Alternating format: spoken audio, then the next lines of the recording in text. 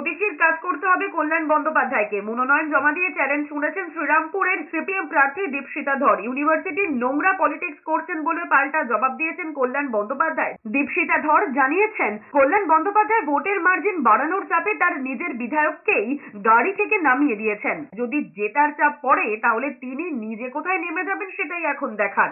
চাপ যে যাবে ওনার নিজের জনপ্রতিনিধি নির্বাচিত এমএলএকে গাড়ি থেকে নামিয়ে দিতে হচ্ছে। শুধু নির্বাচনে মার্জিন বাড়ানোর চাপেই যদি এমএলএকে নামিয়ে দেন, এরপরে জেতার চাপ হলে আমি জানি না উনি হয়তো নিজেই নেমে যাবেন।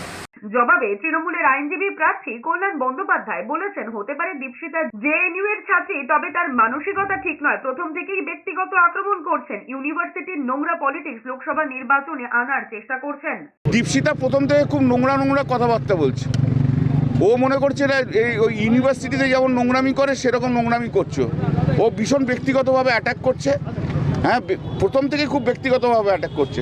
হতে পারে ও জওহরলাল ইউনিভার্সিটির ছাত্রী, কিন্তু মানসিকতায় অত্যন্ত নোংরা মানসিকতার মেয়ে।